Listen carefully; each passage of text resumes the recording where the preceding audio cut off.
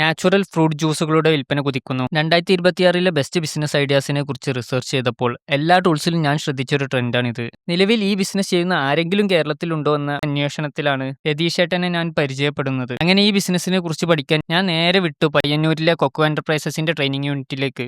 നമ്മളിപ്പോ 10 വർഷമായിട്ട് ഡ്രിങ്ക്സ് മേഖലകളിലുണ്ട്. ഇപ്പൊ ഒരു 3 വർഷമായിട്ടാണ് ഈ നാച്ചുറൽ ചെയ്യുന്നത്. ജ്യൂസുകൾ സ്വന്തം ബ്രാൻഡിൽ വിൽക്കുന്നതിനു പുറമെ നാച്ചുറൽ ഫ്രൂട്ട് ജ്യൂസ് ബിസിനസ് ആരംഭിക്കാൻ വേണ്ട എല്ലാവിധ മെഷീനറീസും ഇവർ നൽകുന്നുണ്ട്. ഗവൺമെന്റ് ഭാഗത്ത് നിന്ന് നമുക്കൊരു 35% വരെ സബ്സിഡി കിട്ടും. മാറുന്ന കൺസ്യൂമർ ബിഹേവിയേഴ്സും വളരെ കുറഞ്ഞ കോമ്പറ്റീഷനും കുറഞ്ഞ ടാക്സും തന്നെയാണ് ഈ ബിസിനസിന്റെ പ്രധാന ആകർഷണമെന്ന് ഇദ്ദേഹം പറയുന്നു. ഗ്രേപ്പ് ചെയ്യുന്നുണ്ട്, അതുപോലെ തന്നെ പാഷൻ ഫ്രൂട്ട് ചെയ്യുന്നുണ്ട്, പൈനാപ്പിൾ ചെയ്യുന്നുണ്ട്. വാഷ് ചെയ്ത ഫ്രൂട്ട്സ് പൾപ്പറിലേക്ക് പോകുന്നതോടെ ജ്യൂസ് ബോട്ടിൽ ചെയ്തു വരുന്നത് വരെയുള്ള എല്ലാ പ്രോസസ്സും കംപ്ലീറ്റ്ലി ഓട്ടോമേറ്റഡ് ആണ് ഇവിടെ. നമ്മൾ ഓൺ പ്രൊഡക്റ്റിൽ ഇപ്പോൾ മിഷനറീസ് മാനുഫാക്ചറിംഗ് തുടങ്ങിയിട്ടുണ്ട്. നാച്ചുറൽ ഫ്രൂട്ട് ജ്യൂസ് ബിസിനസ് ആരംഭിക്കാൻ താല്പര്യമുള്ളവർക്ക് അതിനുവേണ്ട എല്ലാത്തരം മെഷീൻസും പ്ലാന്റ് സെറ്റ് ചെയ്യാനുള്ള എല്ലാവിധ സപ്പോർട്ടും ട്രെയിനിങ്ങും ഇവർ തന്നെ നൽകുന്നുണ്ട്. 220 ml ബോട്ടിൽസ് ആണ് ഇപ്പോൾ നിലവിൽ ചെയ്യുന്നത്.